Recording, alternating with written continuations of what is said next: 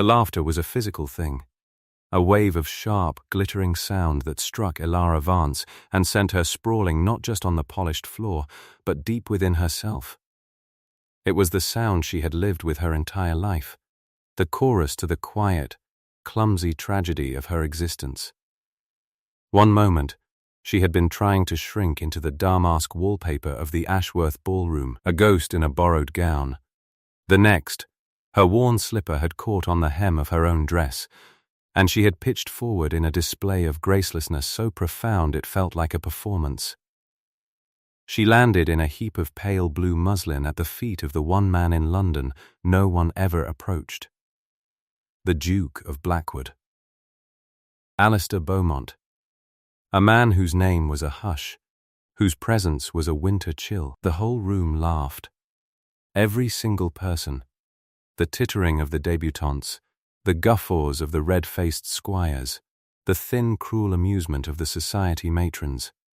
It rose to the frescoed ceiling, a symphony of her humiliation. Her face burned with a heat so intense it felt as if it might sear her skin from bone. Her world had narrowed to the gleaming black leather of the Duke's boots. Inches from her eyes. But the Duke did not laugh. The silence that radiated from him was more powerful than the noise of the crowd. It was a void that slowly began to swallow the mockery. One by one, the laughs faltered, dying in throats like candles running out of air. Elara could feel the shift, the sudden unnerving tension that gripped the assembly. They were no longer looking at her.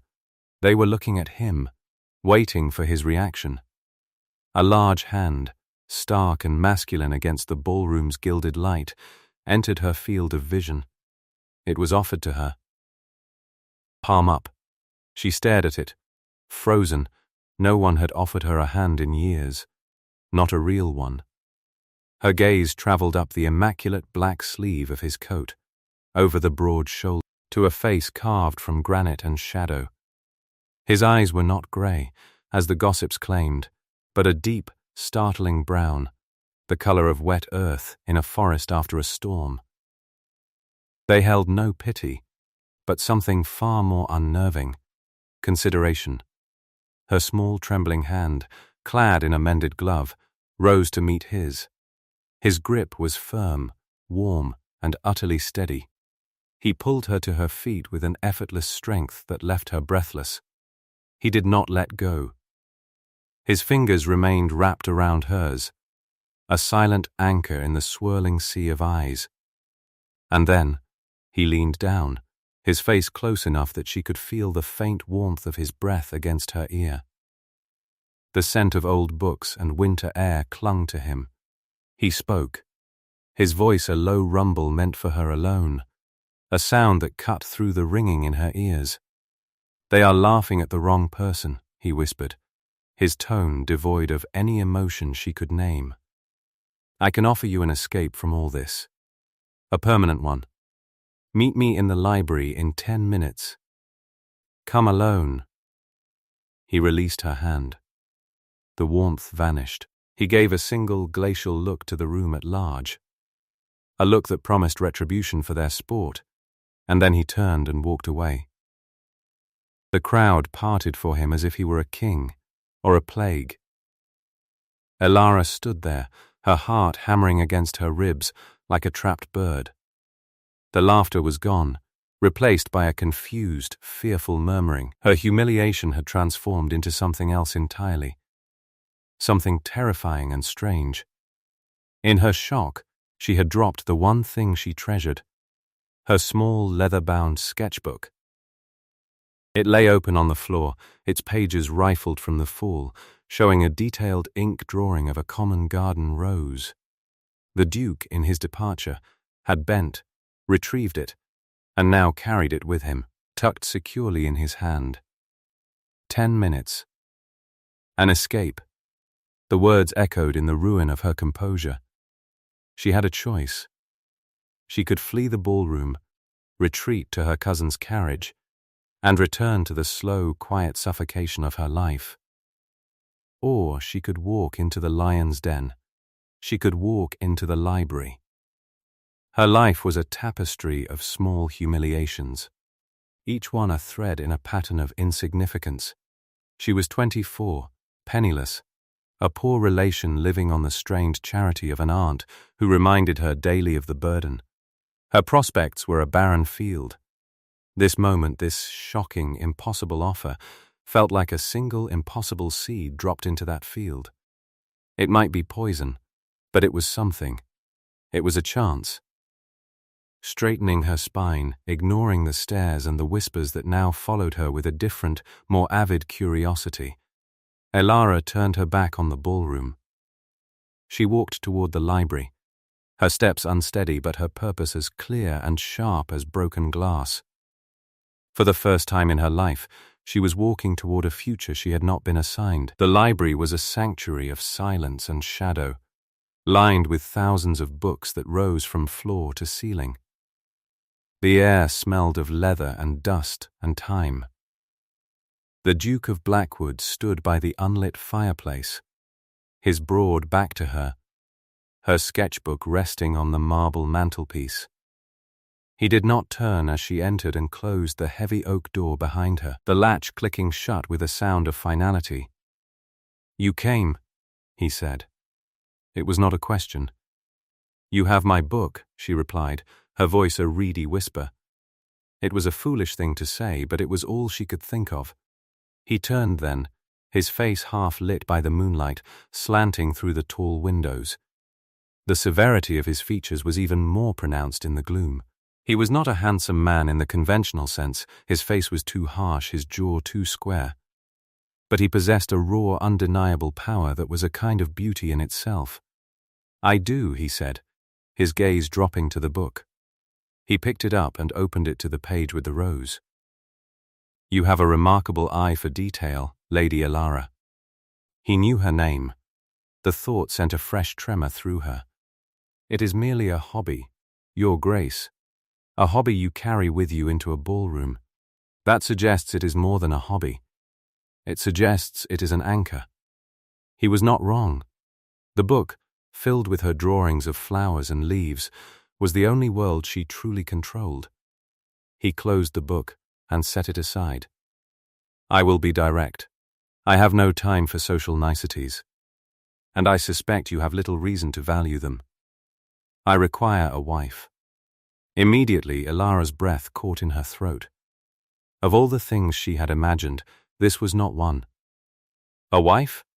"A duchess," he clarified, his voice flat. "The position comes with a title, a home, and a fortune large enough to ensure you never again have to wear a mended gown or suffer the patronage of relatives. You will be untouchable. The women who laughed at you tonight will be curtsying to you tomorrow." The offer was so absurd, so fantastical, it felt like a dream she might have had as a lonely girl. "Why me? You could have any woman in England. Why choose the one you found on the floor?" "Because you, Lady Elara, are precisely what I need," he said, his eyes boring into hers. "You are well born, but you have no significant family to meddle in my affairs. You are quiet and unassuming. You are, if you will forgive my frankness, desperate. You will not come to this arrangement with romantic notions or expectations of affection. This will be a transaction, not a romance." The words were cold, brutal, but they were also true. She was desperate. Her hope for the future felt like a thin sheet of ice, ready to crack under the slightest weight. This man was offering her a stone fortress. "And what do you gain, Your Grace?" she asked, finding a sliver of courage. Beyond a quiet wife with no connections, a flicker of something, frustration perhaps, crossed his face. "My father's will contains a rather archaic clause. I must be married by my 33rd birthday to secure the final part of my inheritance, which includes the deeds to the lands my family has held for 500 years. My birthday is in 2 months. I have been remiss in my duties. It was a marriage of convenience, a cold, hard bargain. He needed a signature on a certificate, she needed a life. It was a trade of her name for his protection, There would be no love, no tenderness. He had made that perfectly clear. But love and tenderness had been absent from her life for so long, she wasn't sure she would recognize them. Safety, however, was a language she understood. The safety of never being hungry, of never being an object of pity, of never again being laughed at. "I will give you Blackwood Manor as your own domain," he continued, his voice low and steady, like the hum of a distant storm. "You will have your own wing of the house. You may furnish it as you please, pursue your hobbies, without interruption. You will want for nothing. In return, you will be my duchess in public. You will stand by my side when required, and otherwise remain invisible. We will lead separate lives under the same roof. Is that understood?" She looked at his unreadable face, at the stark power in his posture. He was offering her a gilded cage, but her current cage was made of rusted iron. And there would be no other duties? As a wife? The question cost her dearly, the blush returning to her cheeks. For the first time, a hint of something other than cold calculation entered his expression. It might have been surprise, or even a sliver of respect. "None that you do not invite, madam. I give you my word. This is a partnership to solve a mutual problem." Nothing more. The silence stretched between them, taut as a bowstring. Outside the library doors, the orchestra began a new waltz, the faint, cheerful notes a mocking counterpoint to the life-altering decision being made in the shadows. She thought of her aunt's pinched face, of Lady Cressida's triumphant sneer. She thought of the endless, grey days stretching before her. "I accept," Elara said, her voice small but firm. The Duke of Blackwood gave a single, sharp nod, as if a contract had just been sealed. "Very well. A special license will be arranged. We will be married by the end of the week." He picked up her sketchbook from the mantelpiece and held it out to her. "This is yours, Your Grace." The title sounded alien, a costume she had not yet learned to wear. As her fingers brushed his while taking the book, a strange jolt, like static on a dry day, passed between them. His ink-stained fingertips, she noticed for the first time, were a peculiar detail for a duke. They spoke of labor, of long hours spent with quill and paper, a detail at odds with his aristocratic bearing. It was the first crack in his impenetrable facade. The wedding was a swift, sterile affair, conducted in a dusty London chapel with only 2 stoic lawyers as witnesses. Elara wore a simple cream dress, purchased for her by the Duke's solicitor. Alistair was a formidable presence in dark, severe tailoring. He spoke his vows in a clear, resolute voice, and when she whispered hers, they sounded fragile and thin in the cavernous silence. He placed a heavy gold band on her finger. It felt cold against her skin. There was no kiss. Blackwood Manor was exactly as she had imagined it, vast, ancient, and steeped in a profound, melancholic silence. It was more a fortress than a home, its grey stone walls seeming to absorb the light. The staff moved like spectres, efficient and silent, their eyes carefully averted. The Duke showed her to her rooms himself, a sprawling suite of chambers in the east wing, overlooking a neglected, walled garden. "This wing is yours," he stated, standing in the doorway of the drawing room, not crossing the threshold. "You may redecorate as you wish. Have the gardeners restore the garden if it pleases you. Send the bills to my man of affairs. I will take my meals in my study. You are, of course, welcome to use the main dining room."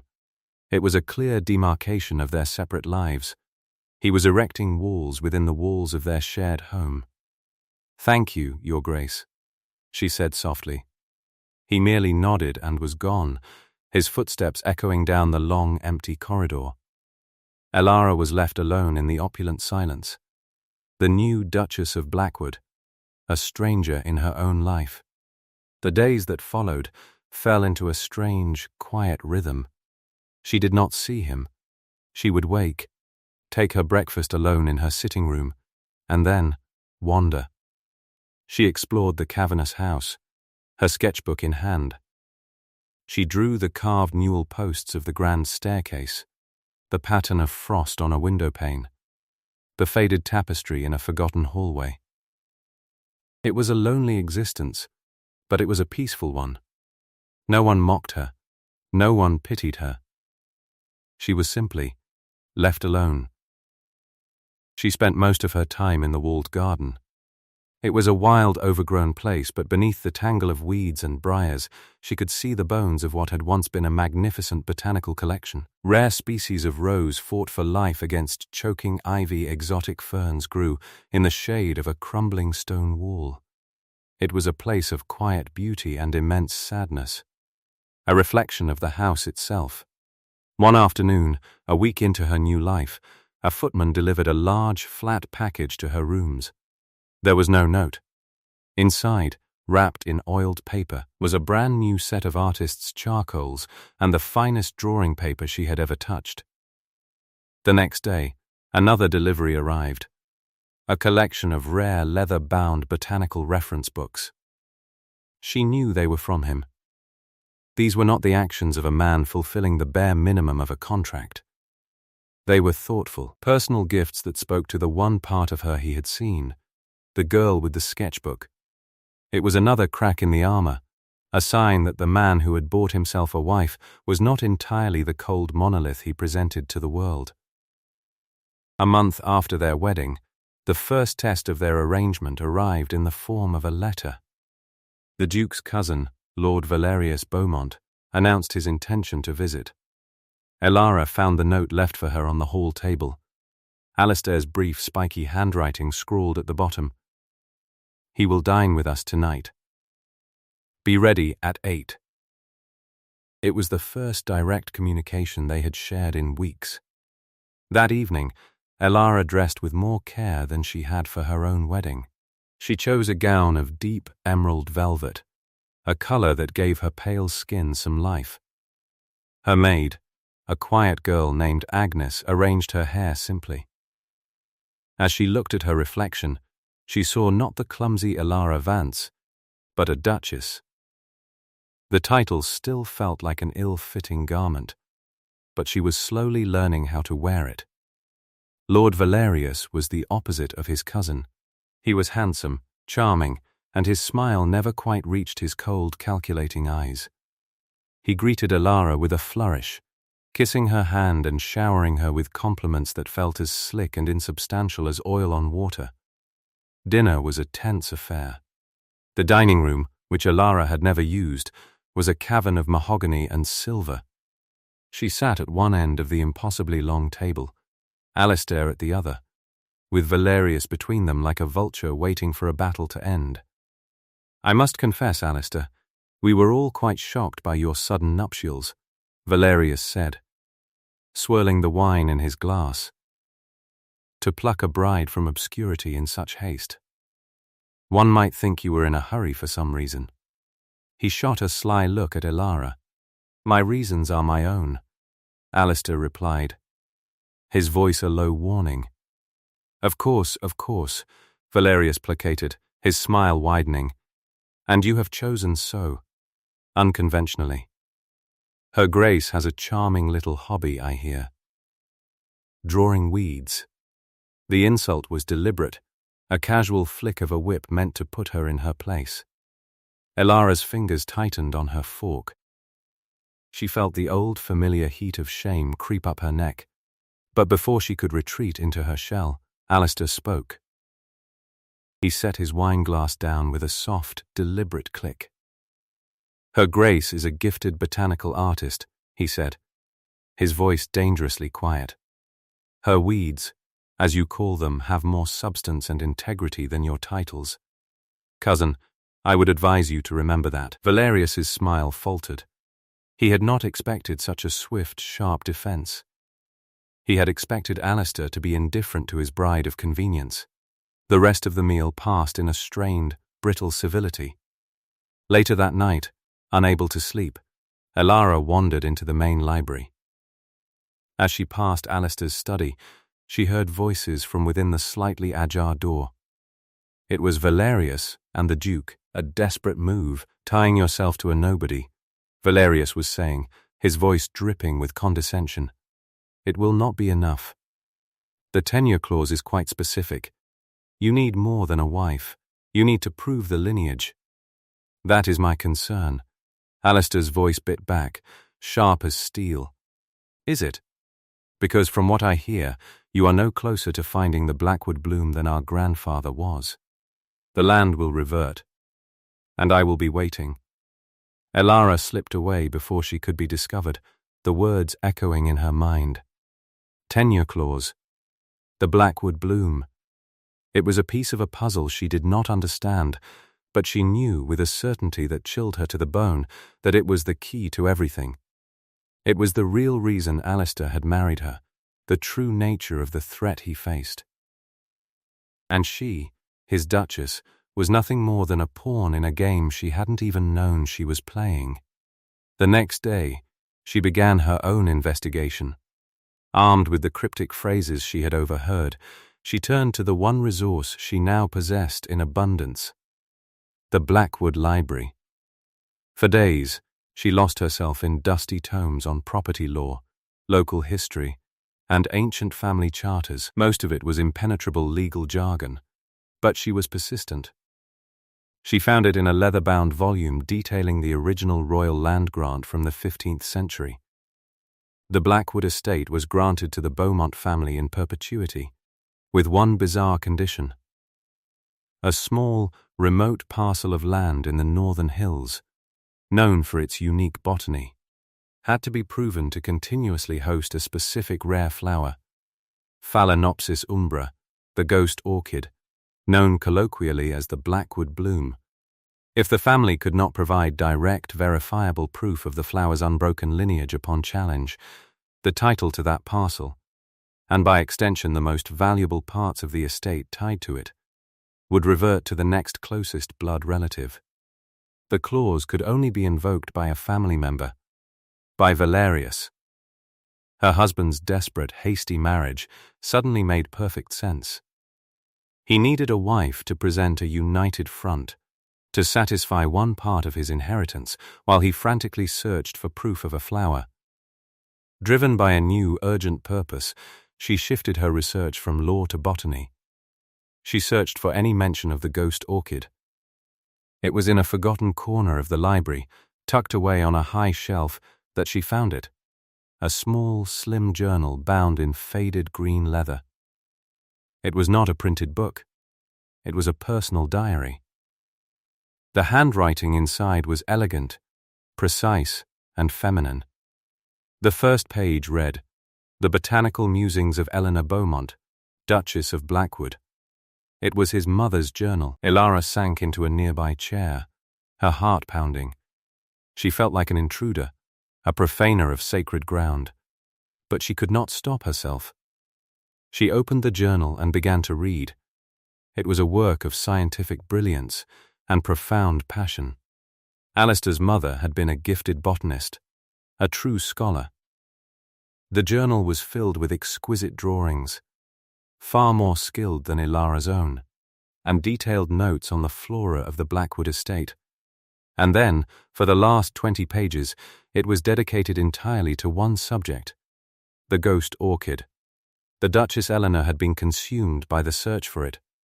She had documented the folklore, the failed attempts by previous generations, the unique ecological conditions required for it to grow. She wrote of its elusive nature, its symbiotic relationship with a specific type of moss, its ghostly white petals that bloomed for only a few days in the dead of night. The final entry was dated 20 years prior, just weeks before his mother's death, which Elara knew from society gossip had been a tragic riding accident. "I am close," the entry read. "I have found the moss, high on the northern ridge. The conditions are perfect. I believe the stories of its lunar cycle are true. I will go tonight, on the full moon. I feel it in my bones. I will find the bloom and secure our family's legacy for my son." There were no more entries. A cold dread washed over Elara. His mother hadn't died in a simple accident. She had died searching for this flower. This wasn't just about land or titles for Alistair. It was about the defining tragedy of his life. His coldness, his distance, his ink-stained fingers from poring over maps and documents. It was all a mask for a deep 20-year-old grief and a crushing sense of failure. She knew she had to speak to him. The pretense of their separate lives was no longer sustainable. Clutching the journal to her chest, she marched to his study and knocked, her knuckles rapping sharply on the heavy wood. "Enter," his voice called, weary and distracted. She pushed the door open. He was sitting at his massive desk, which was littered with maps and geological surveys. His coat was off, his sleeves were rolled up, and his dark hair was disheveled. He looked up, his expression hardening when he saw her, and then his eyes fell to the green journal in her hands. All the color drained from his face. He rose slowly from his chair, his expression one of raw, unguarded shock. "Where did you get that?" he asked, his voice a strained whisper. "In the library," she said softly, stepping into the room. "Alistair, I know. About the claws. About the Blackwood bloom. About her." He stared at the journal, as if it were a ghost. For a moment, she thought he would be furious, that he would rage at her for prying into his most private wound. Instead, his shoulders slumped, the iron control he maintained at all times finally shattering. He sank back into his chair and buried his face in his hands. The gesture was one of utter defeat. "She died looking for it," he said, his voice muffled. "She went out at night to the northern ridge. Her horse lost its footing in the dark. They found her the next morning, and I have spent 20 years trying to finish what she started. 20 years of searching, of studying her notes, of failing. Valerius knows I have nothing. He has chosen his moment perfectly." He looked up at her then, his eyes filled with a desolation so profound it made her ache. "I married you to buy myself time. It was a selfish, desperate act. I apologize for drawing you into this ruin. This was the man beneath the armor, not the cold, ruthless Duke of Blackwood, but a son haunted by his mother's legacy, crushed by the weight of a duty he could not fulfill. This was the moment his vulnerability was laid bare, not as a weakness, but as a profound, human truth. And in that moment, something shifted within Elara. This was no longer his battle. It was theirs. She walked to the desk and laid the journal down, opening it to the final page. She was not just a duchess, Elara said, her voice filled with a quiet strength she had never known she possessed. She was a brilliant scientist, and she left us the answer. The answer? Elara, I have read that page 1,000 times. It is a testament to her hope, not a map. It is both, she insisted, her finger tracing the elegant script. You have been looking for the flower, but she writes here about the moss. The flower is ephemeral, but the moss is constant. It's a specific, rare species that only grows in a unique limestone deposit. She found the moss. That is the proof. He stared at her, a dawning light of comprehension in his tired eyes. The legal scholars I consulted said we needed a living specimen of the flower itself. Those scholars were lawyers, not botanists, Elara countered, her confidence growing. I read her notes. She theorized that the orchid's spores can lie dormant in this specific moss for decades, waiting for the right conditions. The presence of the moss is the proof of the flower's continuous lineage. We don't need to find the bloom. We need to prove the cradle it sleeps in is still there, undisturbed. She looked at him, her gaze unwavering. I am not just your duchess, Alistair. I am a botanical artist. Let me help you. I know what to look for. The day of the hearing arrived like a death sentence.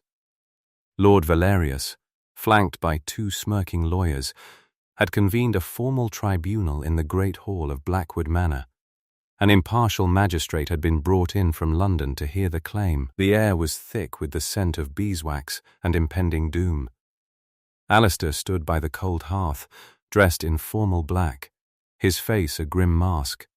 He had spent the last 2 days with Elara on the northern ridge.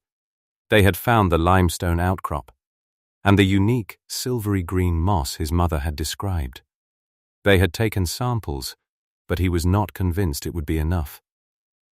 He looked defeated, resigned to his fate.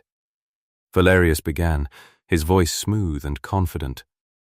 He laid out the history of the tenure clause, his lawyers producing charter after charter. He spoke of his cousin's failure to produce the required proof, painting a picture of negligence and incompetence.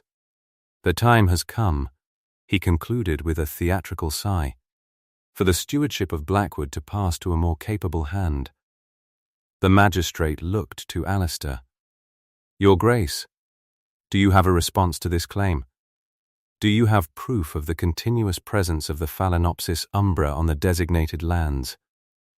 Alistair opened his mouth to speak, to concede, but before he could, the great hall doors opened. Elara entered.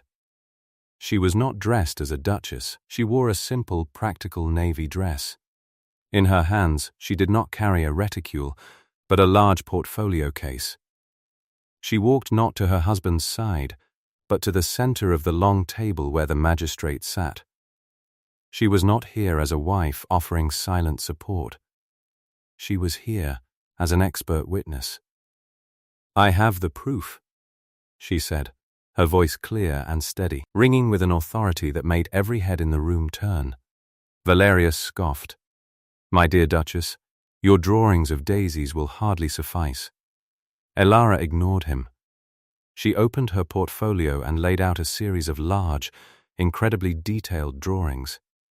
"This," she said, pointing to the first, "is a rendering of the Moss Bryum argentium var. Blackwoodii, a subspecies unique to this estate, as identified and classified by the late Duchess Eleanor Beaumont." She then produced the journal, opened to the relevant page, and this, she continued, laying out a second drawing next to a magnified sample of the moss itself under a field lens she produced from her case, "is my own study, confirming the identification." She proceeded, with the calm, irrefutable logic of a scholar, to explain the symbiotic relationship between the moss and the orchid. She cited passages from his mother's journal, cross-referencing them with her own field observations. She explained how the spores, protected by the moss's unique alkaline properties, proved the flower's genetic material was, and had always been, present on the land. "The charter does not stipulate that a blooming flower must be presented," she stated, looking directly at the magistrate. "It requires verifiable proof of the flower's unbroken lineage. The living moss, which I can prove has been growing on that ridge for over 600 years, is that proof. The lineage is not broken. It is merely dormant." For her final piece of evidence, she unrolled her masterpiece. It was a stunning, life-sized illustration of the ghost orchid itself, reconstructed in perfect detail from his mother's notes. But she had added something new. In the corner, she had drawn a magnified view of the orchid's pollen, and next to it, the dormant spores she had isolated from the moss sample. They were a perfect match. It was undeniable. It was brilliant. It was checkmate. The hall was utterly silent. Valerius's face was a mask of disbelief and fury. His lawyers were shuffling their papers, their smug expressions gone. The magistrate peered at the evidence, his eyes wide with admiration. He looked from the drawings to Elara, then to the Duke. "The claim," the magistrate declared, his voice booming in the stillness, "is dismissed. The Duchess has provided more than sufficient proof. The tenure of the Blackwood estate is secure."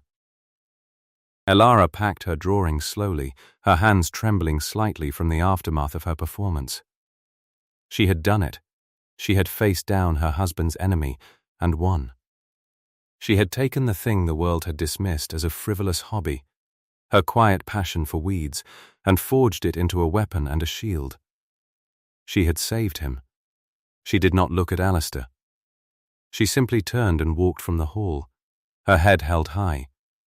The choice had been hers, to remain the silent, invisible duchess he had hired, or to become his partner in truth. She had made her choice, and now the consequences, whatever they might be, would follow.